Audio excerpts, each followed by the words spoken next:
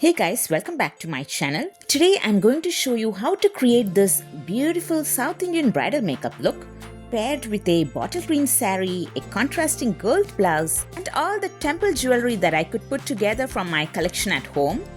This tutorial is perfect for anyone who wants to do their own bridal makeup on their wedding day or simply wants to recreate a traditional Indian bridal look. Once again, this video is not sponsored and the final look is completely unfiltered. Throughout this tutorial, I will also be sharing plenty of tips, tricks, makeup hacks and quick fixes to help you achieve a flawless bridal look. I'll be also sharing a shortcut as to how to do the sharp cut crease as well as the soft cut crease.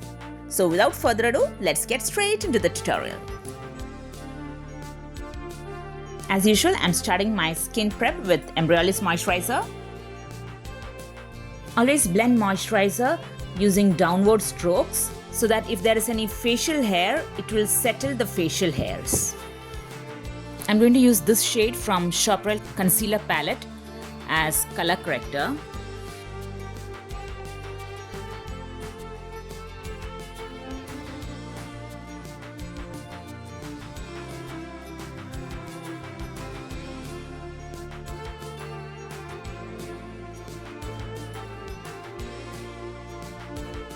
Now to clean up my brows and as an eyeshadow base, I am using the Estee Lauder Skin Sealer in the shade 3N, which is a one shade lighter than my skin tone. I am applying that with the Beuty blender from Estee Lauder. Now I am setting that with Laura Mercier powder.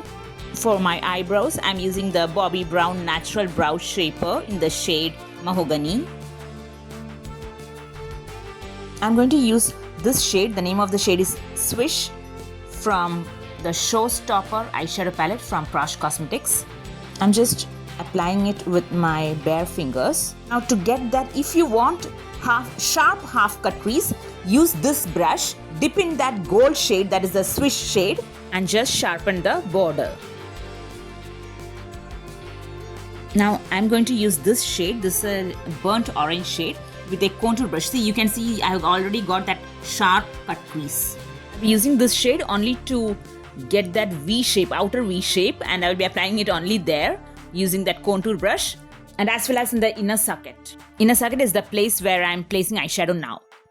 Now I have started my blending using a buffing brush and that too in small circular motions and windshield wiper motions. Now I am using this shade, a slightly darker shade, that's a brown shade, and I am where I place the orange shade, that is in the outer V as well as in the inner socket. I'll be applying it over there using this buffing brush. Please also apply it in the outer corner too. I could not film that.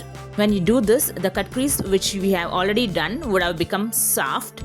So if you want a sharp cut crease, even though I want a soft cut crease, and just to show you, once again you do the same procedure what we did earlier. Just to sharpen the border or outline, you can see the sharp cut crease, but since I want the soft cut crease, I'm blending it once again because it's always advisable for a bride to have a soft cut crease rather than a sharp cut crease. For my waterline, I have used the Estee Lauder Kohl in the shade Onyx, followed by Estee Lauder Liner in the shade Onyx, as well as Estee Lauder Mascara. Okay, here's another mascara tip. If you're not confident about applying mascara, try not to blink. Simply apply the mascara to the tips of your eyelashes. This will help lift and curl your lashes outward, making your eyes look bigger and more open. Just try it out. For my lips, I use the Estee Lauder Lip Balm in the shade Love Crystal. And for my foundation, it's the Charlotte Tilbury's Airbrush Flawless Finish Foundation in the shade 8 Warm. That's a true match to my skin tone. And the blender that I'm using is from Estee Lauder.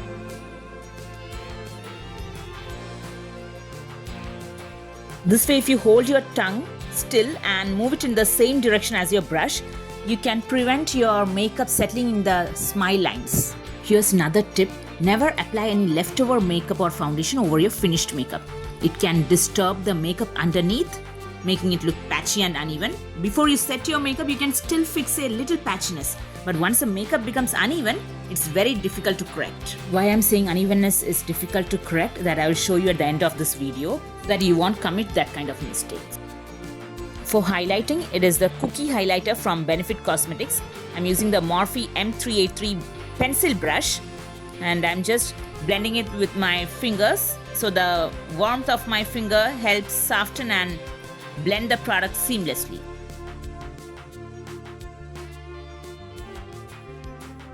I'm applying it to the inner corner of my eyes and extending it until it meets the kohl I have already applied.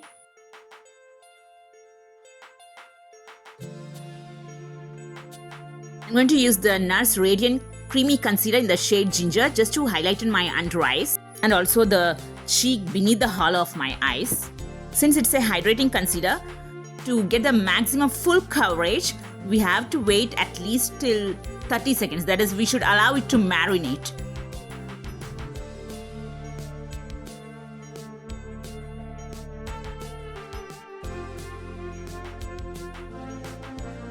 Now I'm setting my under eyes with the Laura Mercier translucent powder, and I'm also setting my entire face with the same Laura Mercier hydrating powder in the shade Honey.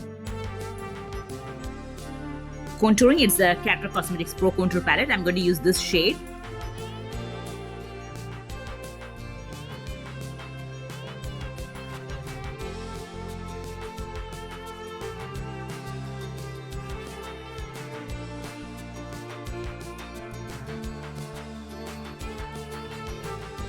These three are the highlighting shades. Instead of the liquid concealer, today I'm going to highlight it with the powder highlighter.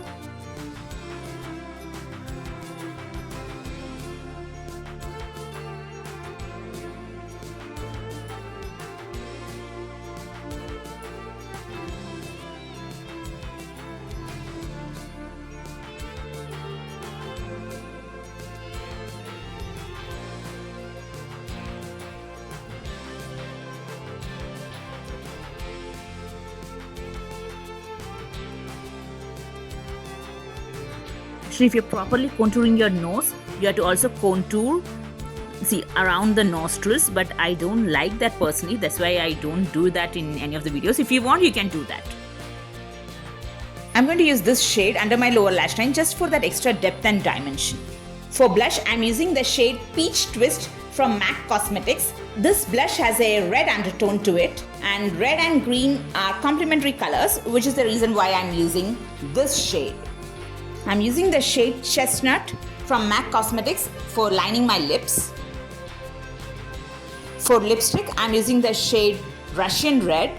Since it's a traditional makeup look, I'm not going for that ombre lips, and that's the reason why I'm concealing the color of the lip liner with this lipstick. See, if you're a beginner, you can follow this method, like just dotting your lipstick on top of the lip liner.